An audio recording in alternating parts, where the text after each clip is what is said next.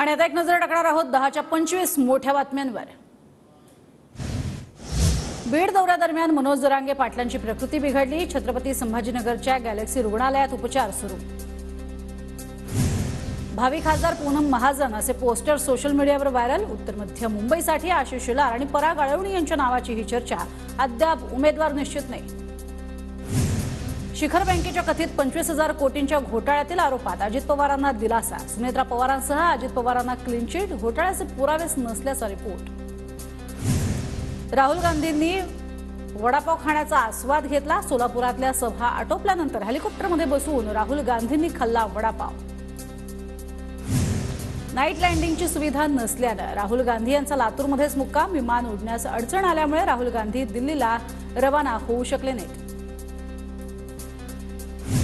मराठा नेते विनोद पाटील यांची संभाजीनगर लोकसभा निवडणुकीतनं माघार। कार्यकर्त्यांशी चर्चा करून निर्णय, कुणालाही पाठिंबा देणार नाही, स्पष्टीकरण। सुनेत्रा पवारांसाठी राज ठाकरेंची सभा होण्याची शक्यता। राज ठाकरेंच्या सभेची वेळ आणि ठिकाण ठरलं नाही। पुणे मनसेचे जिल्हाध्यक्ष सुधीर पाटसकर यांची माहिती। तुम्ही बहुमतानं विजयी होणार। दौंडमधील आजीबाईंचा सुनेत्रा पवारांना आशीर्वाद। प्रचारासाठी सुनेत्रा पवारांचा दौंडमधील गावात मुक्काम। विशाल पाटील भाजपची बी टीम। ठाकरे गटाचे सांगलीचे उमेदवार चंद्रहार पाटलांचा विशाल पाटलांवर निशाणा।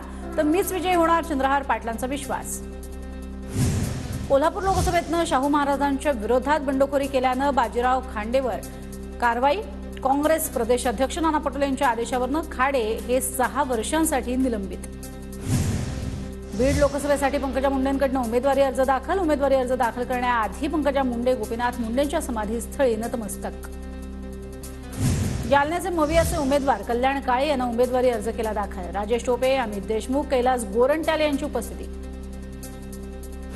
शिर्डीमध्ये वंचितच्या उमेदवार उत्कर्ष रूपवतेंनी जोरदार शक्तीप्रदर्शन करत केला अर्ज दाखल। काँग्रेसनं उमेदवारी न दिल्यानं रूपवते यांनी केली होती बंडखोरी।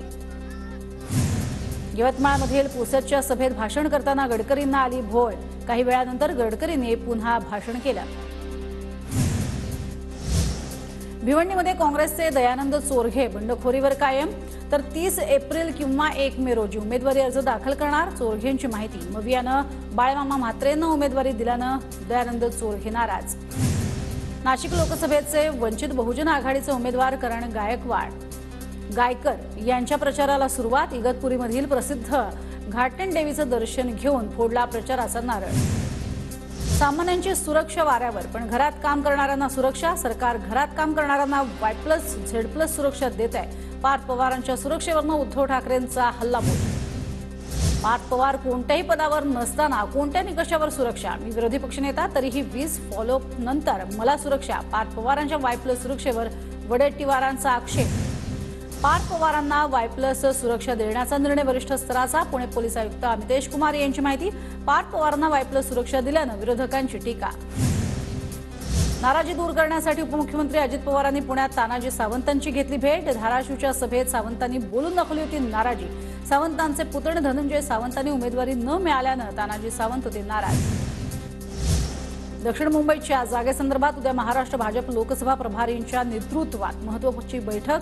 शिवडीमध्ये दिनेश शर्मांच्या उपस्थितीत संध्याकाळी 5 वाजता बैठकीचं आयोजन। दक्षिण मुंबई जागेचा तिढा सुटण्याची शक्यता। मुंबईत लता दीनानाथ मंगेशकर पुरस्काराचं वितरण। ज्येष्ठ अभिनेते अमिताभ बच्चन लता दीनानाथ मंगेशकर पुरस्कारानं सन्मानित। दिग्गज संगीतकार गायक AR रहमान यांचा मास्टर दीनानाथ मंगेशकर पुरस्कारानं करण्यात आला गौरव।